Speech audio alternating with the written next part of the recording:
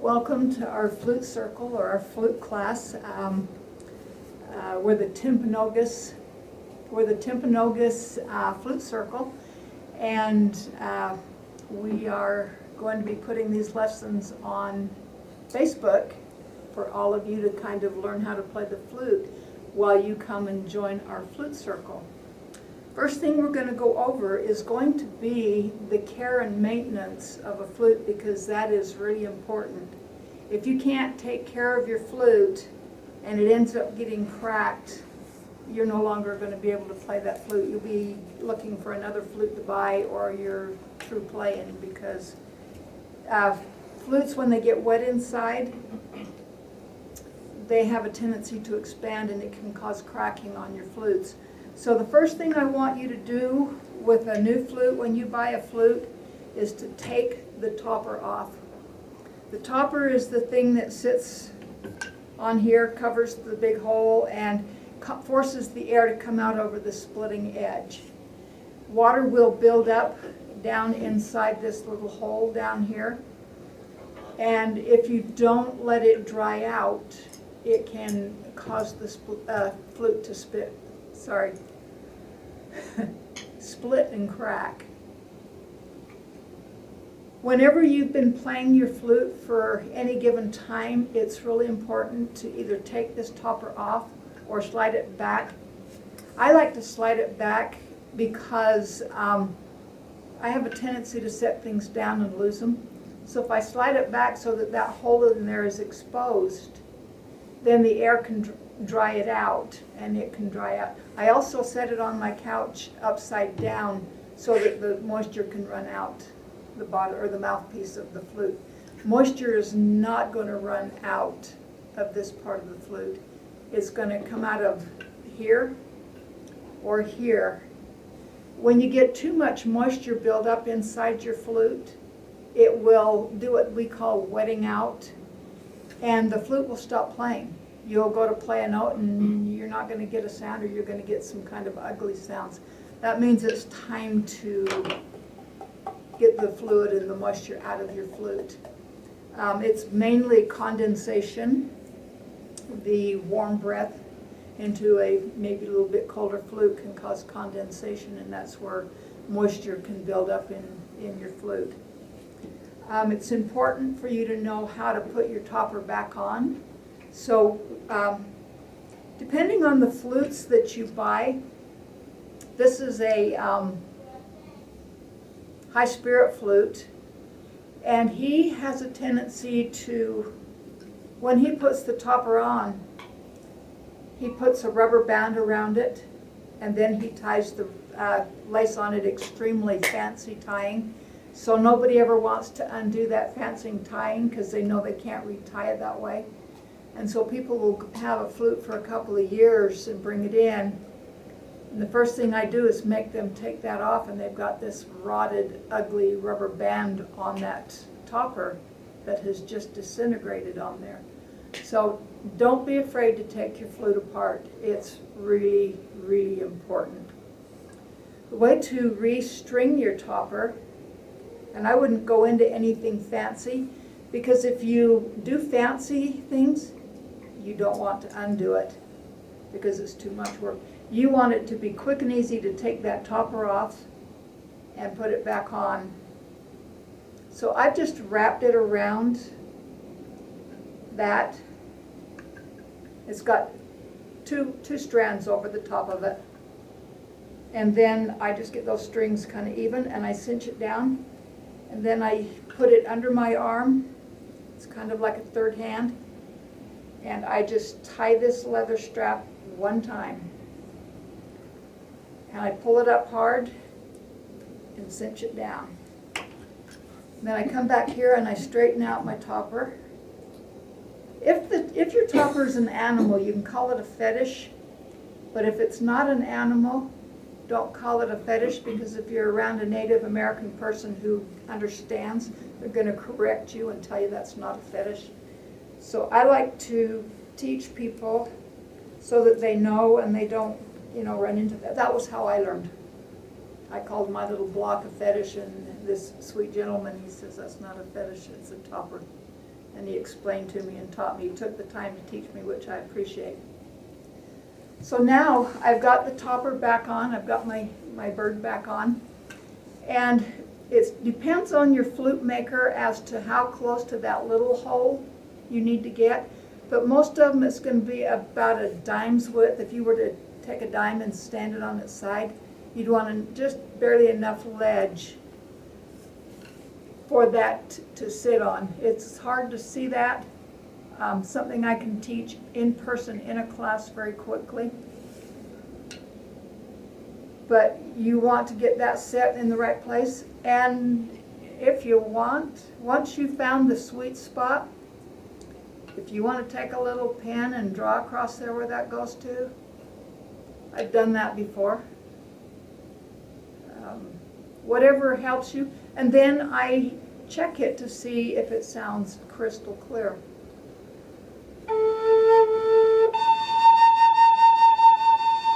That's your sweet spot. That was dead on, so I obviously know where the sweet spot is for that flute.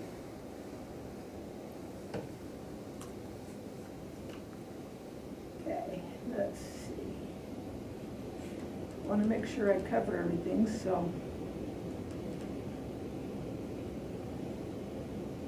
Okay, we are going to learn the pentatonic scale. Pentatonic means 5. That means you're going to be playing with 5 holes. Your flute has 6. You can buy a 5-hole flute, but I discourage it because it limits you on what you can play on your flute if you've only got 5 holes. So I encourage everybody to look for a 6-hole flute. In the pentatonic scale, we simply keep this finger down all the time. It's the ring finger on the top hand. It doesn't matter which hand you put on top. It is whatever's comfortable to you. Most people will do it this way, especially if you've played other musical instruments. I never do. I like it with my right hand on top, and nobody has been able to change my mind, nor will they ever. I may play around with it, but they'll never change my mind. So this is the finger that stays down at all times when you're doing the pentatonic scale. Pentatonic meaning 5. The scale, I will go up at once, and then I'm going to have Lynn do it once so that you can see, and then I'm going to have Marilyn do it once and Sonia do it once so that you get a chance. And I'm going to ask you to do it very slowly so that people can see what your fingers are doing. Okay.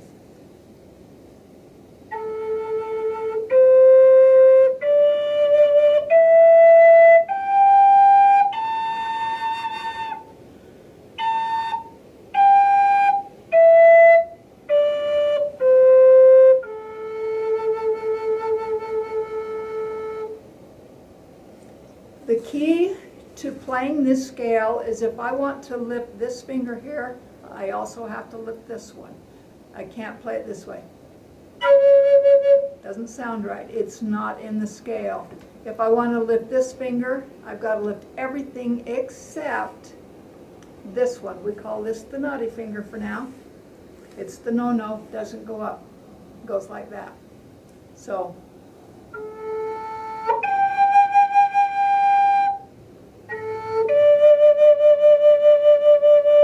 Okay, Lynn, would you go ahead and do the scale?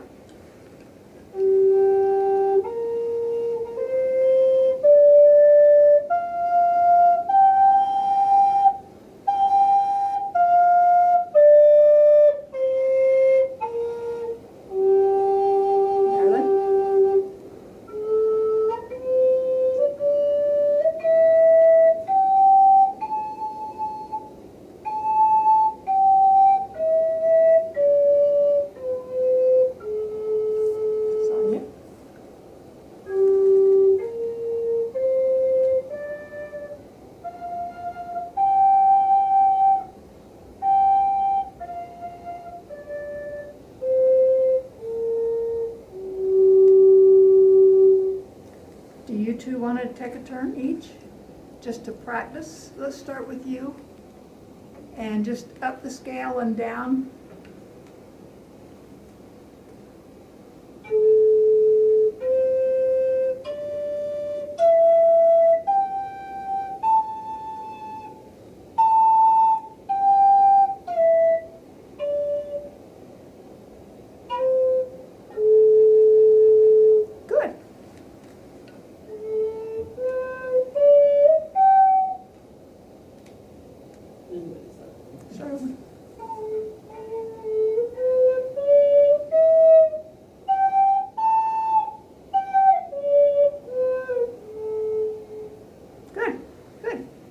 Scale is very important. It's important to learn to cover those holes as you're going down and up, because if you don't, you get squeaky sounds. You don't get a song, you get a song full of squeaks and things like that. The key to covering the hole is do not play with your fingers like this. You flatten them out, and you want to play so that the pads of your fingers, I don't know if you can see that on camera, but you can see where that circle is. If you ever wonder if you're covering the holes on your flute right, press down a little hard and then look to see where those circles are, because you'll get them on your fingers. And if you find that they're on the tips of your fingers, you know you've got a finger you need to work with, because you are not going to completely cover the holes of some flutes by putting your fingers down like that. It's the opposite of piano playing. You play on the tips of your fingers. With this, you put them out flat.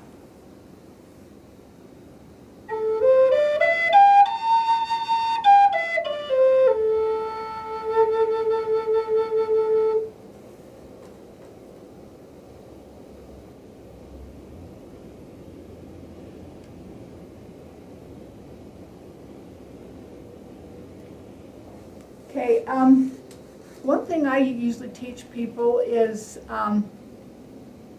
when you're playing the flute and you want to see if you're covering the holes completely and correctly, is to go stand in front of a mirror and watch yourself while you're playing.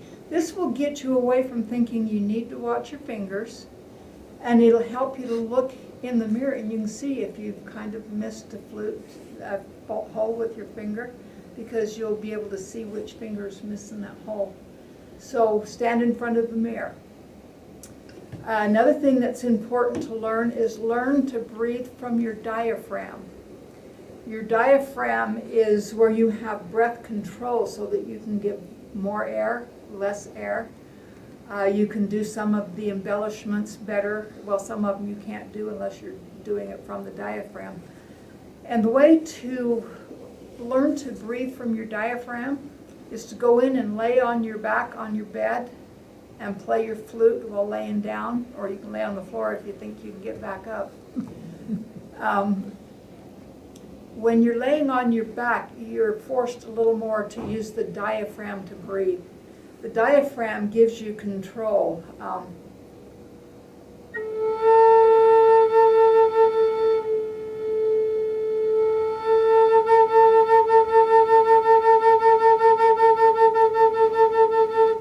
You can hear a little bit of vibrato there, and I'm doing it from my diaphragm. I'm causing a little more air, a little less air, a little more air, a little less air, and using my diaphragm to cause that kind of a vibration sound. Vibrato is a beautiful embellishment to your flute music. Listen to the difference on the scale.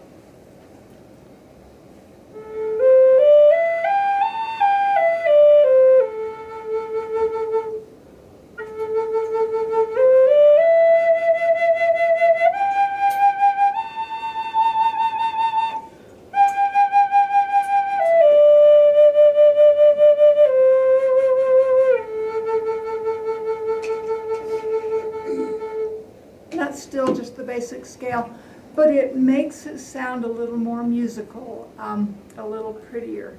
The basics of the flute class that we teach, the basics of the flute lessons, is like building a house. We are constructing the house, And right now we are working on the framework, the studs in place, and framing up our house.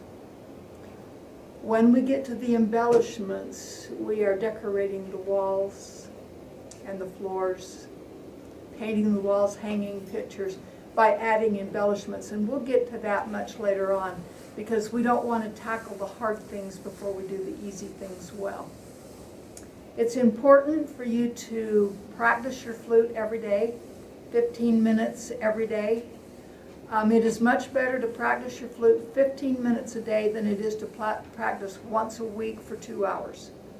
So get in the habit of leaving your flute someplace out where you will pick it up and sit down for a few minutes and play the flute. If you're just at the basics part where you're learning the scale, sit down and play the scale for 15 minutes. That will get you really good at the scale, and within a couple of days, maybe a couple of weeks, it depends, everybody's different. Some people have arthritis in the hands and it's a little harder to get the scale down, you know.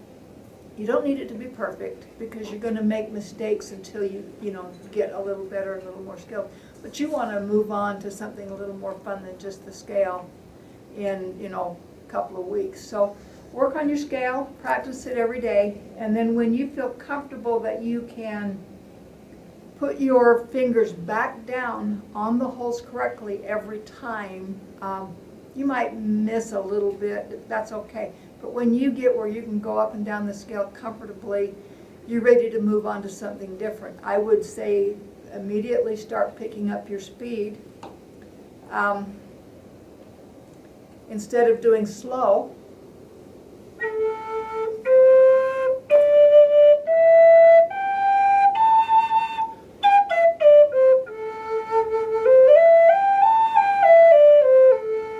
pick up the speed. When you start missing a lot, stick with that speed and play your scale over and over again at that speed. Then pick up the speed again until you start to miss quite a bit, and stick at that part and then start playing the scale again. When you get comfortable with a little bit of speed in the scale, and you feel comfortable with the scale, and you feel comfortable in being able to always keep that finger down, that takes a little bit of learning, because you just automatically want to raise it. When you get comfortable with holding that finger down, then you're ready to do some things a little differently. Some flutes come with a leather strip across that so that you don't have to put your finger down, hold your finger down. Throw it away immediately. The minute you get your flute and that little strip is there, I moved mine up here for decoration, but get it off. Because someday you're going to have to learn to keep that finger down, and you're not going to learn it if you're letting a piece of leather strip do it for you. So throw it away. It's of no value to you whatsoever, and it's a deterrent. We are creating muscle memory. We are learning how to come back up and down that scale without letting that finger go up. Muscle memory is very important.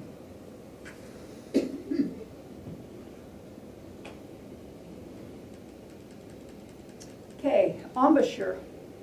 The embouchure is how you put the flute in your mouth. The first tendency that most people have is they get that flute and they come up and they go.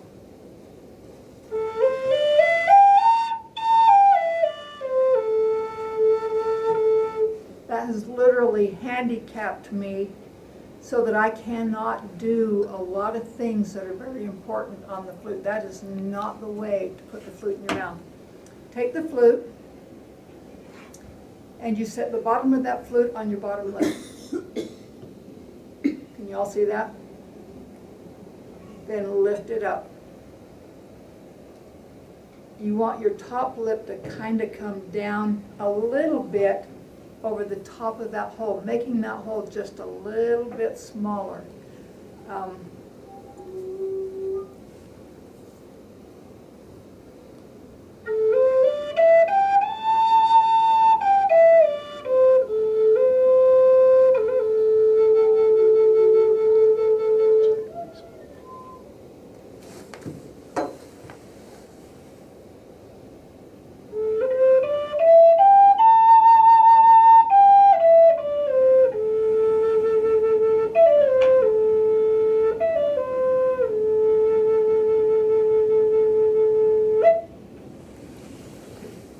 going to have each of you, as we go around the room, play this scale. No, I want you to do the embouchure. I have a hard time with that word. I want each one of you to show the proper use of putting the flute in your mouth so that we make sure that everybody has that skill down and knows how to use that properly. Because that one's a hard one for some people to get. And then just go up the scale.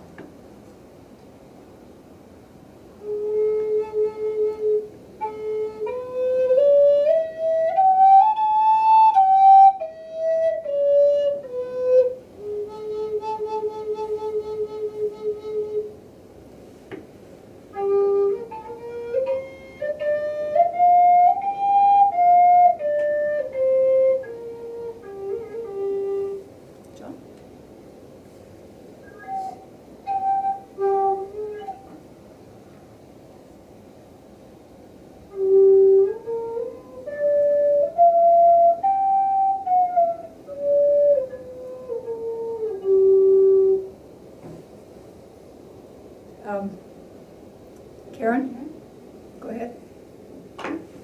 What you're looking for is the proper embouchure.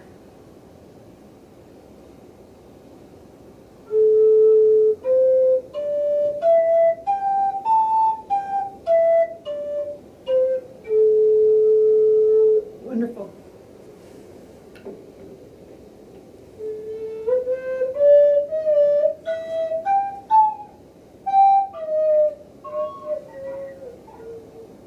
I want to point out one thing with Darla's flute. The reason hers looks a little different when she does it because the mouthpiece on her flute is different. And so the embouchure is not quite the same. You actually do put that kind of in your mouth a little bit. But it's not quite the same as with my flute that has a very wide mouthpiece on it.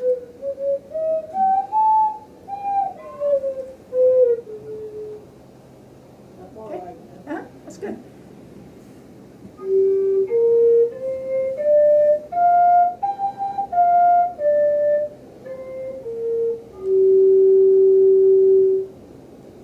Okay, another thing that I like to teach people to do or have them learn to do is simply take a deep breath from your diaphragm, and you'll feel this part of your stomach move as you take a deep breath. And then I want you to blow a straight, steady note and try to keep it from going up or down. Just, this is giving you breath control.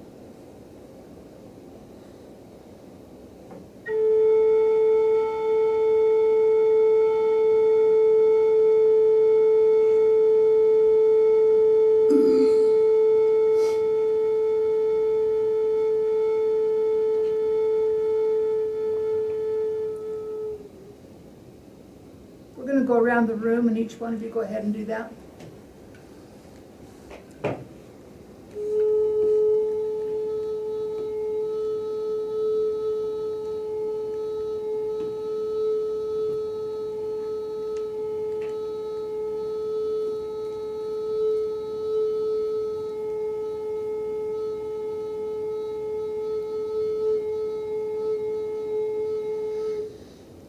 Awesome.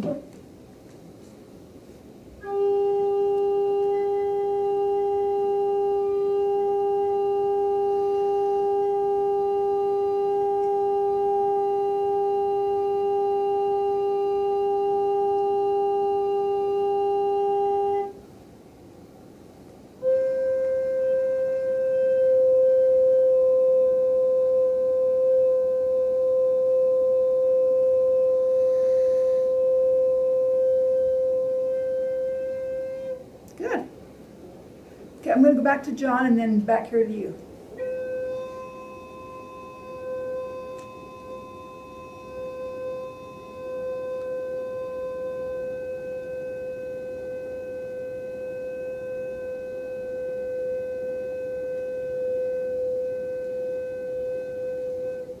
Good.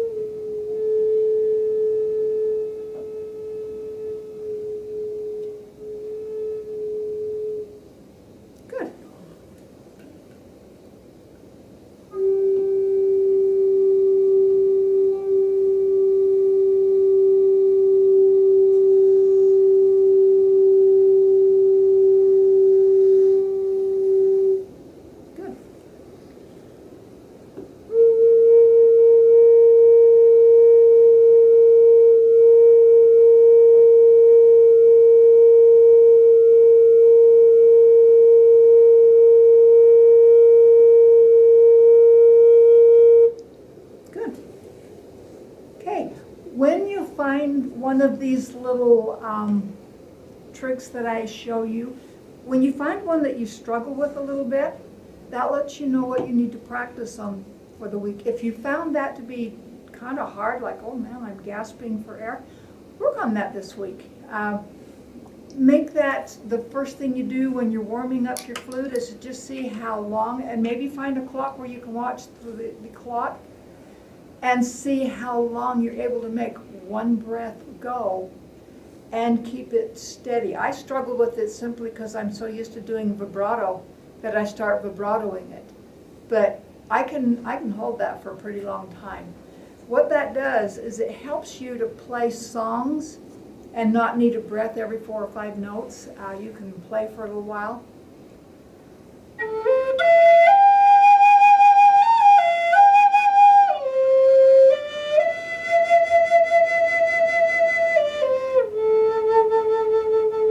That was one breath.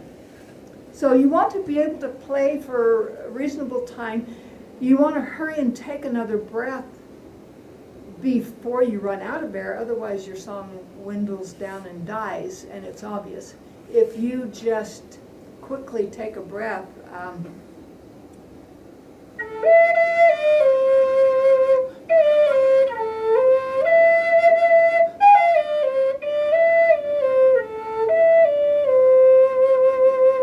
I took 2 or 3 breaths in that song, but I did it very quickly. Just open my mouth a little bit, breathe in quickly, and continue on playing. And so that's how you can extend the song, and people think that you've done the whole song sometimes on one breath because they aren't aware of you breathing in it. Let's see.